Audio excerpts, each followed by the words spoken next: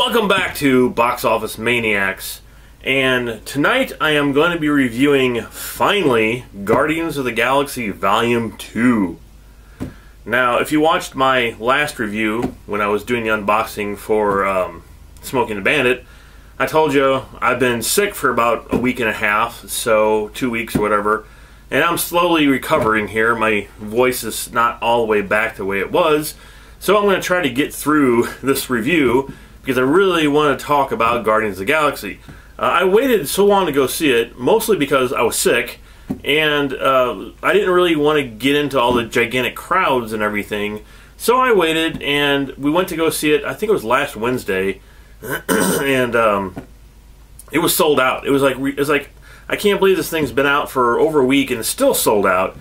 So the first Guardians, if you watch my review for it on here, we loved it. Both Vince and I thought it was fantastic, and I think we were two of the people who got it. You know, I already had it before it came out. I knew exactly what Marvel was going for with that movie, and it was basically just about a movie with a bunch of outlaws and things that really didn't fit in with anything else, like a talking tree and a talking raccoon.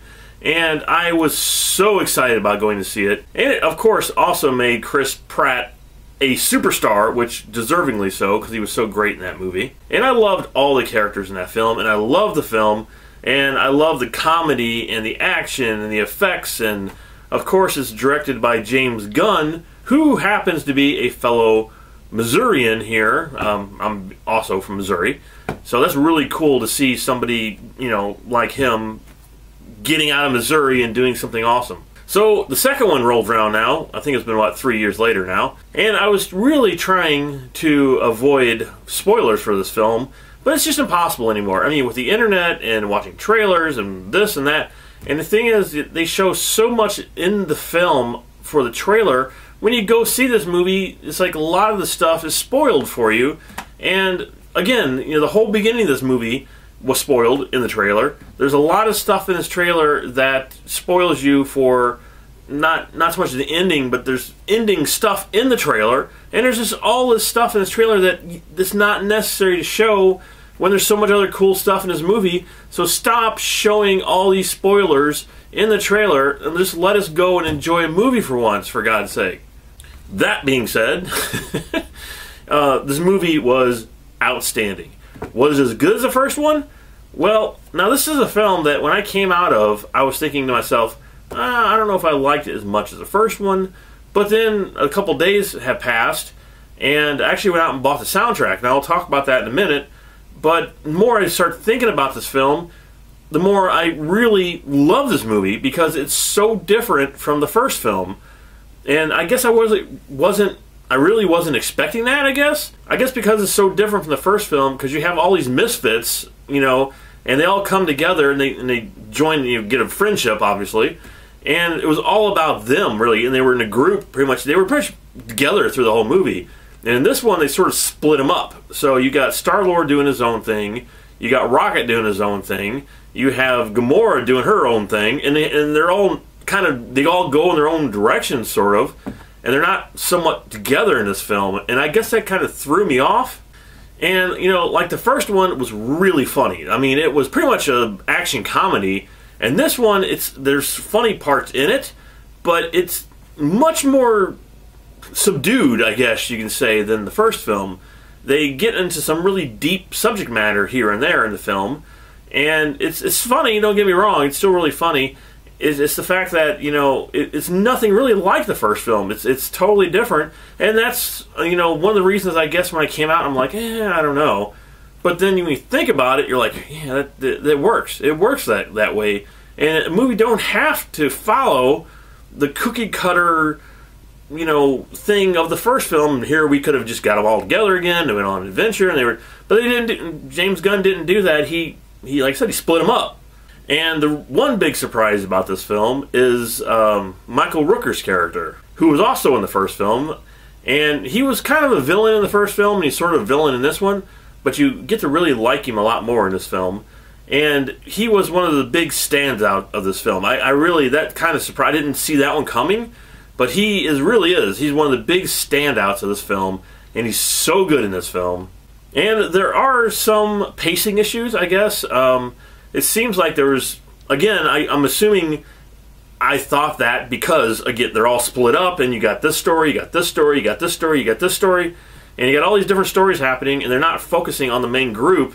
But again, now that I think about it, okay, now it makes sense, and I can't really argue about the pacing issues, I guess, because it's a little slow in the beginning of it, but by the middle and that end, I mean, I don't want to give any spoilers out, but that ending, oh man, just wow. I mean, holy cow, what an ending to this movie.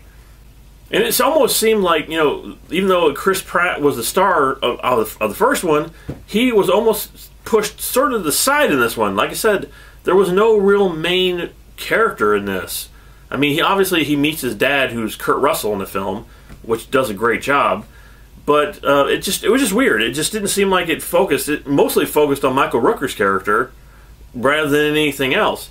And then, of course, we got Baby Groot in the movie. And Groot actually has one of the best scenes in the film. Actually, it was not just him. It's just one of the best scenes in the film, period.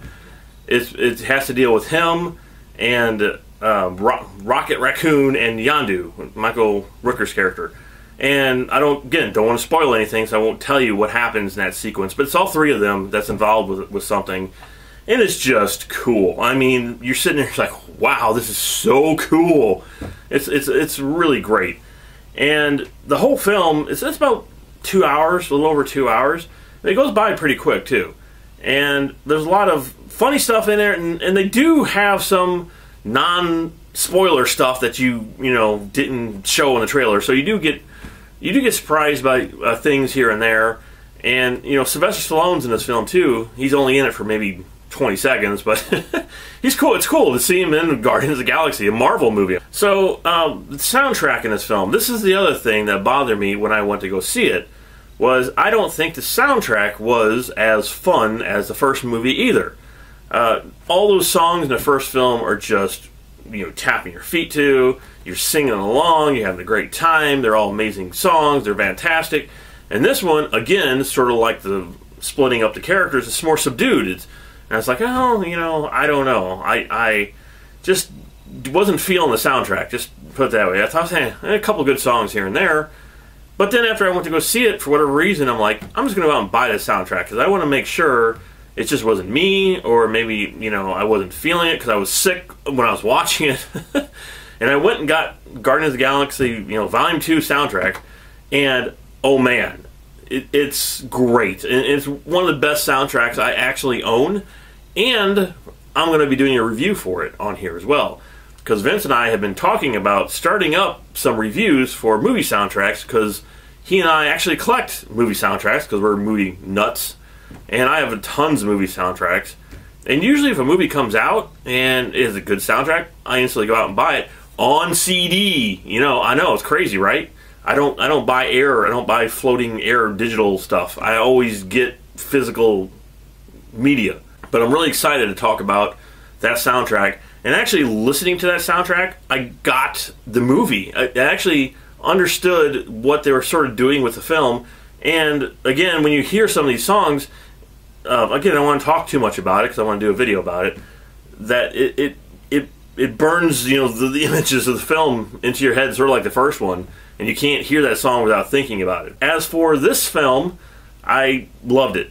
I didn't instantly love it, but it took me a couple days for it to grow on me and to me really understand sort of what it was, what the movie was, because it's so different from the first one. And like the first one, I think this is the bomb!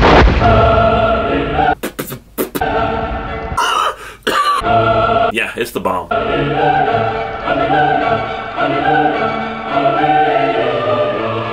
Just don't instantly just jump to conclusions. I know a lot of people do that. I do that. Vince does that. Sees a movie, hates it, hates it.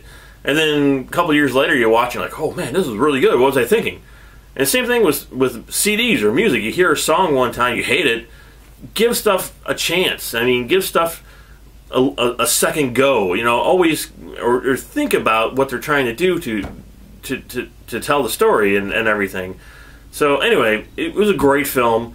I loved it. I can't wait to see them show up. Hopefully, I'm assuming they're going to be in the Avengers, and then they're going to get a third Guardians probably another 3 years from now. I can't wait to see what they're going to do in that either. So yeah, loved Guardians. Thought it was fantastic. Still find it a little odd on that they split the characters, but again, I'm not going to dwell on that, okay? I'm not dwelling on it. So hopefully you liked this review, and if you did, make sure you hit that subscribe button so we can see you next time here on the Box Office Crazy Maniac people.